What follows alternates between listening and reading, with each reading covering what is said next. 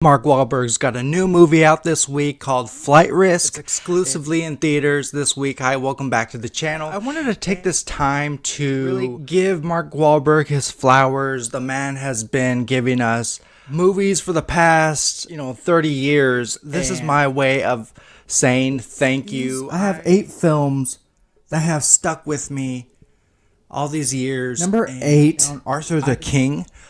Which released this past year. It's based on some true events, and he's part of a racing team, and he wants to compete and win this gold medal, for his family, for himself. And along comes a stray dog that really makes an impact on him, adds a little bit of depth to the movie. Number 7. I wrote down Father Stu from 2022. It's directed by Mel Gibson. It's about a man who's looking to change his life. He's had some difficulties with the law. What brings him to his senses is church and religion, and he really sticks with that. And along the way, he has this disease he's battling through. It's a beautiful film. If you haven't. 6 is Joe Bell, another true story. It's about a father who is hitchhiking across America for his deceased son. His son committed suicide due to some school bullying. And this caught me by surprise. I had never seen it before, and I'm glad I got a chance to view it. It's a really powerful film. 5, we have Instant Family, another true event film. You see kind of a pattern here. Instant Family is about a family man. Him and his wife decide to adopt some kids. There are moments in this movie that tug on your heartstrings. You don't realize that there are so many kids who are part of a group home, an orphanage, and they are waiting to be adopted. They are without parents, and it's heartbreaking. Number 4, I put down 2012's Ted. I think this is the first team up with Mark Wahlberg and Seth MacFarlane.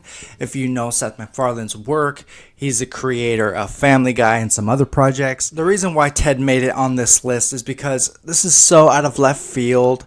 This wasn't the Mark Wahlberg I was used to seeing on the big screen. In this movie, a kid growing up in this teddy bear comes to life, has a dirty mouth, and there's dirty humor in it, and Mark Wahlberg's just playing along. This movie is clever in so many ways. At number 3, I put down The Happening, because it's so bad, you have to see it to believe it. Movies that should have ended Mark Wahlberg's career. It's the writing in this movie and the lines that he has to give. So many things wrong with this movie. But yeah, he plays a science teacher. What happens is there is a global terrorist attack that causes people to kill themselves on sight. Yeah, if you haven't seen The Happening, you should see it. Number 2, I put Invincible. It came out in 2006. It's about a true story of a man who's has some marital issues. He's from Philadelphia. He decides to try out for the Philadelphia Eagles.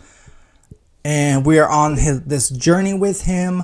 Eventually, he makes the cut. He makes the team. And it reminded me of the movie Rudy. If you haven't seen that movie, check it out, with Sean Astin. It's an underdog story. And I totally love those. At number 1, I put 4 Brothers from 2005. It's directed by John Singleton. It's about 4 brothers, grown men who were adopted when they were younger, and they reunite because their mother was gunned down, shot. They come together to find out why this tragedy occurred. We learn a lot about these brothers. But the standout to me is obviously Mark Wahlberg. He's charismatic, 50%. The other 50%, he's a jerk. Can't help but be entertained. I love the guy. Let me know in those comments down below. Do you have a favorite Mark Wahlberg film? Believe me, this was a tricky list because I left out a lot of great action films from him. Just give Mark Wahlberg his flowers.